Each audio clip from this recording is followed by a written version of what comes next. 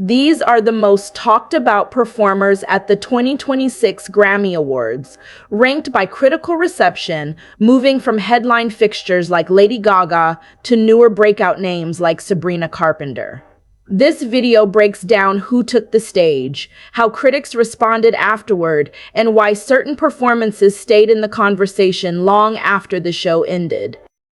The 68th Annual Grammy Awards aired on February 1, 2026, from the Crypto.com Arena in Los Angeles, with Trevor Noah returning as host and CBS and Paramount Plus handling the broadcast.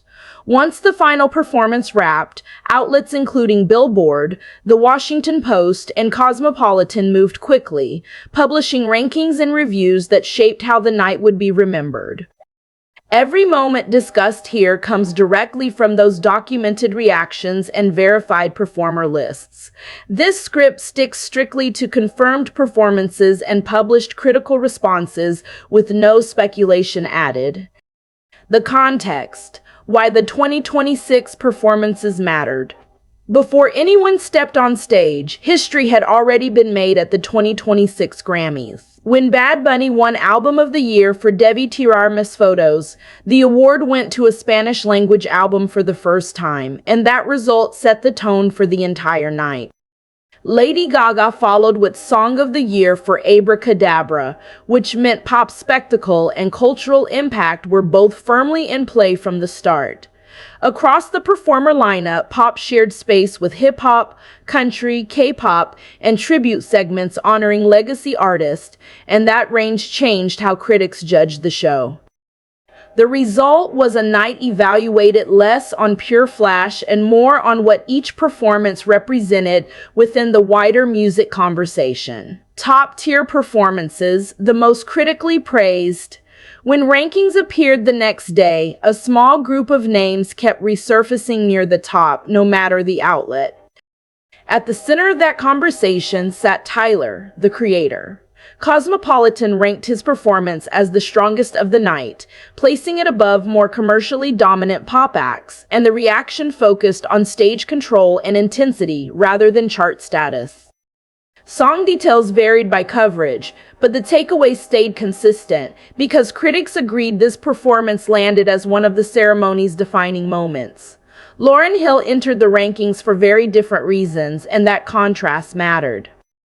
According to ABC7 News, her appearance marked her first Grammy performance since 1999, and she returned as part of a tribute honoring D'Angelo and Roberta Flack.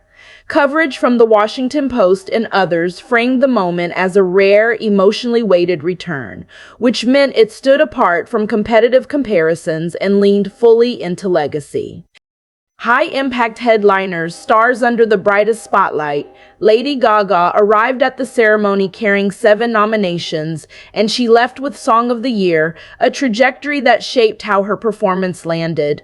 Her rendition of Abracadabra drew heavy coverage, frequently described as rock-leaning, and that stylistic choice kept critics engaged beyond the usual pop expectations. Billboard and The Washington Post both placed Gaga high in their overall rankings, pointing to the balance between theatrical presentation and controlled vocals. Even without claiming the top spot across every list, her performance functioned as a centerpiece, the kind that anchors the night regardless of ranking position. Justin Bieber followed a similar path in post-show coverage, with Cosmopolitan listing him among the night's strongest performances. His appearance became one of the most discussed mainstream pop moments of the ceremony, and critics consistently placed it above several newer acts based on polish and reception. The result was a reminder that familiarity still carries weight on a Grammy stage. Breakout and rising performers, newer voices in the rankings. Sabrina Carpenter's performance of Man-Child landed her inside multiple rankings, including Cosmopolitan's top 5, and that placement carried meaning beyond numbers. Coming off multiple major nominations, her appearance was framed as a shift point, moving her from rising pop figure toward established Grammy stage artist. She did not top the lists, but the coverage treated her moment as part of a longer career arc. ROSC's performance alongside Bruno Mars carried a different kind of significance. According to Pitchfork, her appearance marked the first time a solo K-pop artist performed at the Grammys, and that detail shaped much of the discussion. Attention focused not only on execution, but on the symbolic weight of the moment within Grammy history. Ensemble and tribute performances, critical respect over rankings. Some performances operated outside the usual ranking logic, and critics treated them accordingly. Reba McEntire appeared with Brandy Clark and Lucas Nelson in a tribute segment highlighted by Grammy.com, with coverage centering on respect rather than placement. That approach carried over to the In Memoriam tribute honoring Ozzy Osbourne, which featured Post Malone, Andrew Watt, Chad Smith, Duff McKagan, and Slash, as reported by Forbes. These moments rarely competed for numerical ranking because the emphasis shifted toward legacy and acknowledgement instead of comparison.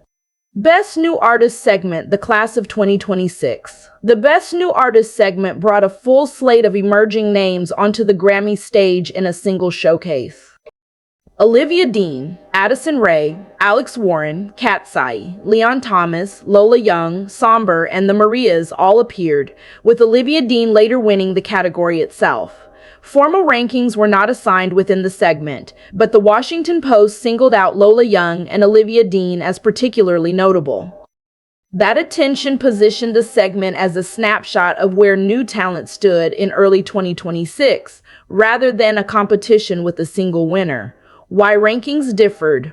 Once the rankings circulated, disagreement became part of the story. Billboard, Cosmopolitan, and the Washington Post all published ordered lists, yet none of them matched perfectly, and that inconsistency revealed how critics approached the night.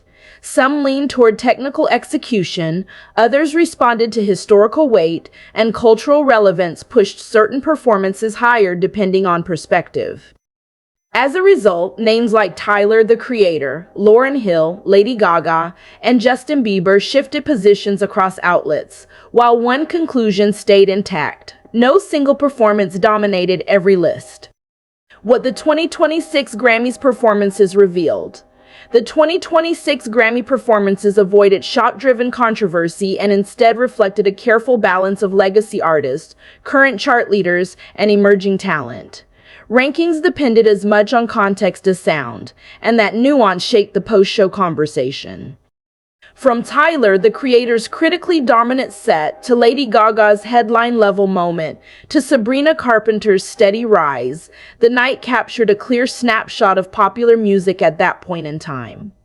Rankings varied, but together they mapped out where the industry stood when the lights went down on the 2026 Grammys.